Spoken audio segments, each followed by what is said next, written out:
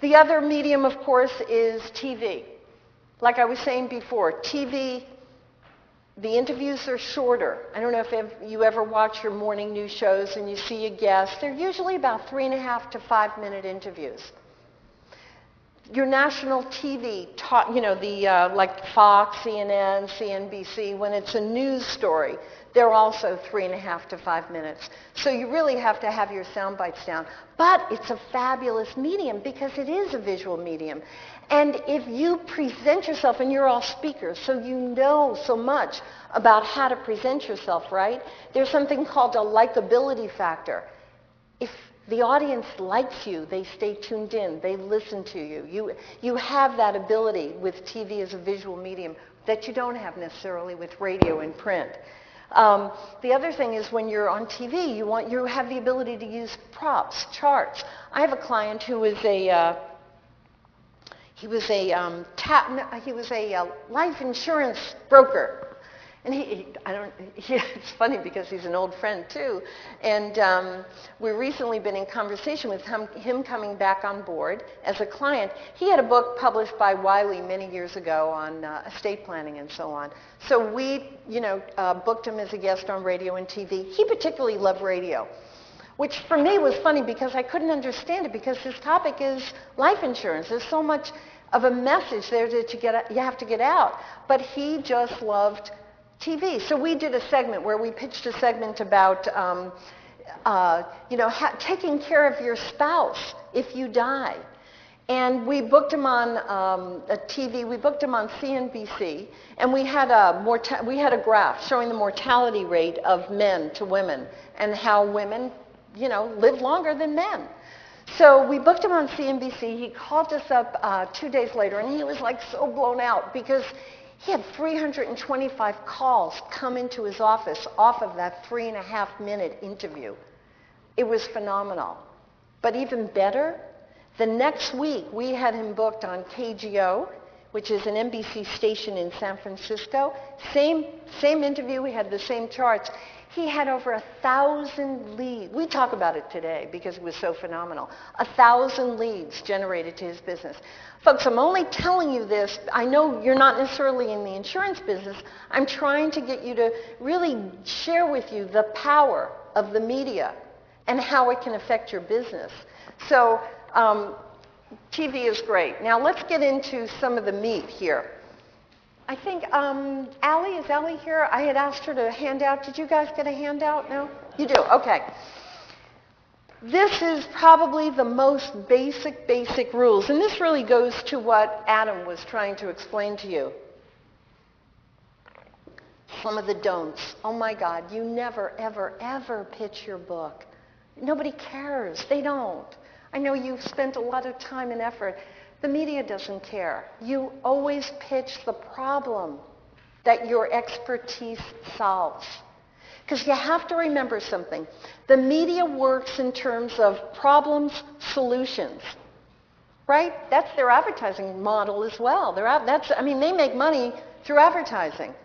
So for them to keep readers reading their papers and their magazines, listeners tuned into their radio show, and viewers on their TV show, they are having to provide entertaining and informative information for their public. So you need to feed into that. You always want to pitch the problem your expertise solves.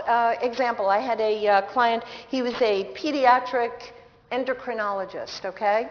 Came to us, he had products. He didn't have a book. He had some products that he had, natural health kind of products. Well, we couldn't go out and say, interview our doctor. He's a big shot, pediatric endocrinologist, New York hospitals. No. We went out talking about the problem that Americans have with children who are diabetic and obese. It is a huge problem in this country. So we went out with that angle, talking about the problem and providing the doctor who is going to offer solutions to the listeners to that show. See? That's kind of how you have to get yourself in the mindset of that. The other thing is you never ever pitch yourself. Again, unless you're a big name celebrity, they don't care. What do they care about?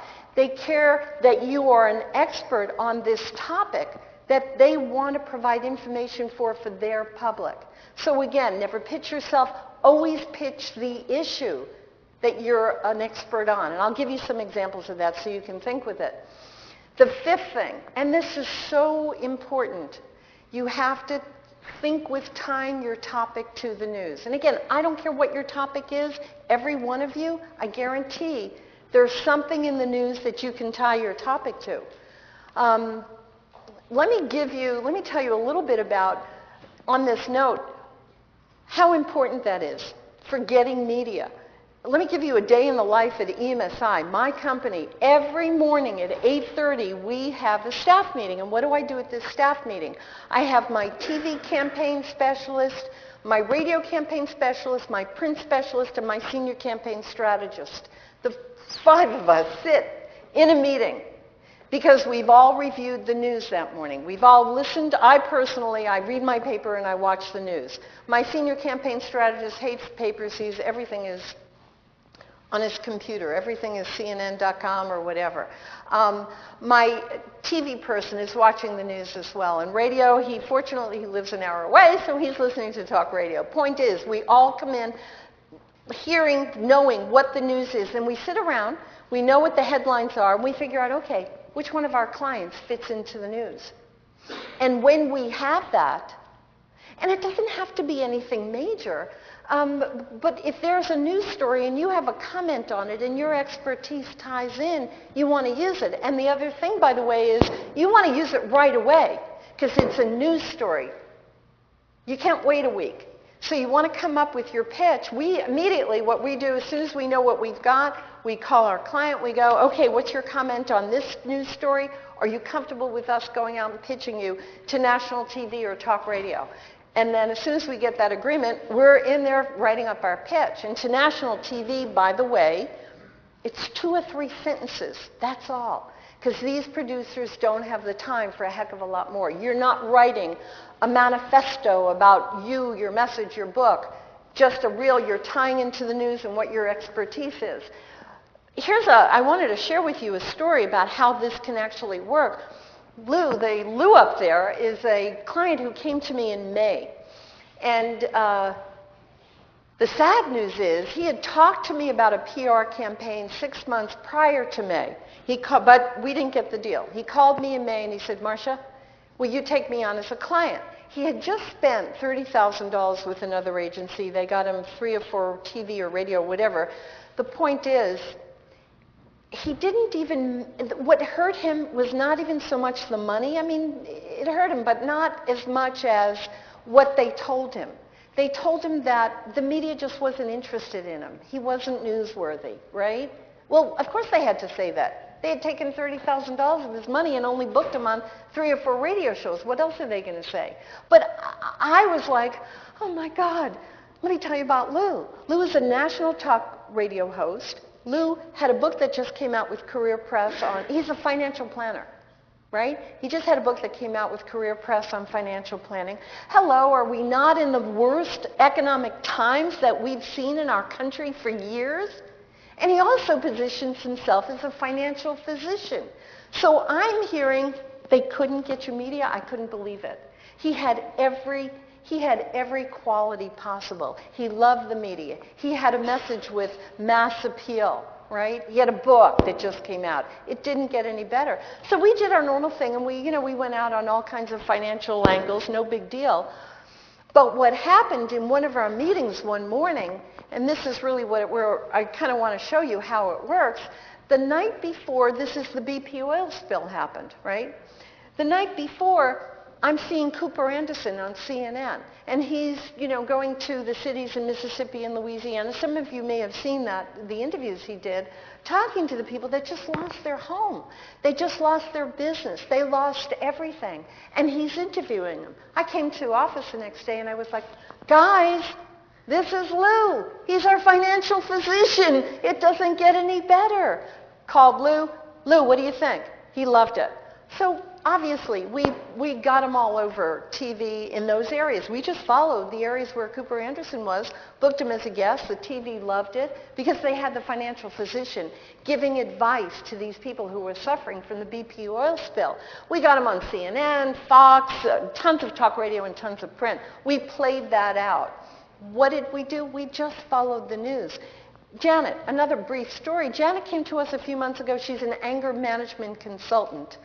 And we were doing, just the typical anger management problems that people have.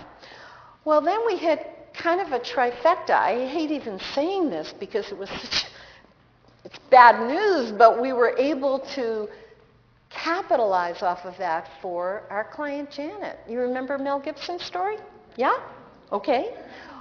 Well, right after Mel Gibson, and I wouldn't know this except I was following it, was the story about the guy in Connecticut who shot up 9 people that he worked for at a distributor. I think it was a beer distributing company. He went and killed 9 of his employees and shot himself because he was mad. And then right after that, and I'm telling you guys, it was almost like 1 week after the other, these 3 things happened. The JetBlue guy, the JetBlue employee, right? We were like, oh my God, we couldn't even wrap up on the Mel Gibson thing because there was just so much news out there about angry people. Of course, we booked her, CNN, Fox, we just had her all over the news. We're still getting repercussions from the media that was out there. And you know what else happened, by the way? We booked her on CNN. She was so good, we got a call the next day from Joy Behar's producer to find out if she would be available to appear as one of Joy's guests the next time they do the Mel Gibson thing. And we were like, of course. But that would never have happened if Janet didn't step into the PR arena with her message, okay?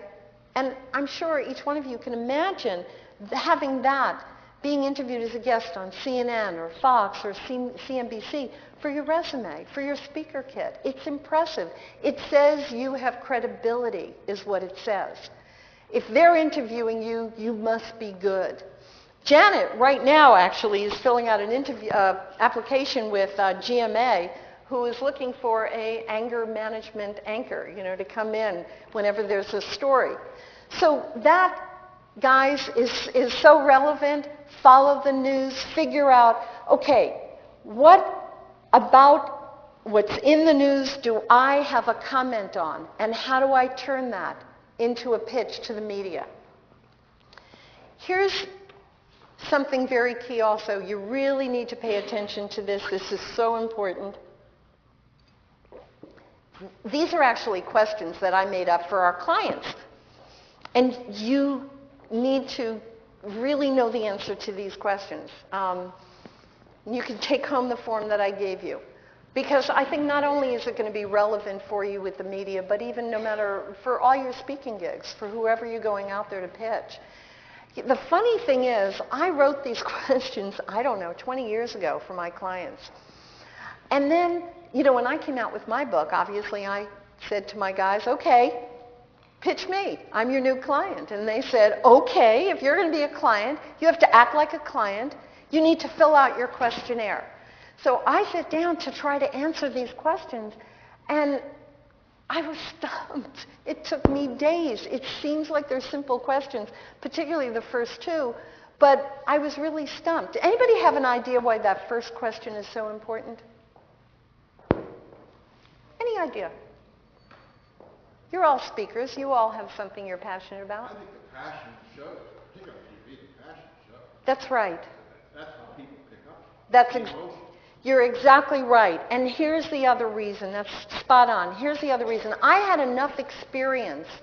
A client comes to me. I have to figure out, okay, what's their angle? They know what they want to talk about. That isn't, just like Adam said, it isn't necessarily what the media wants.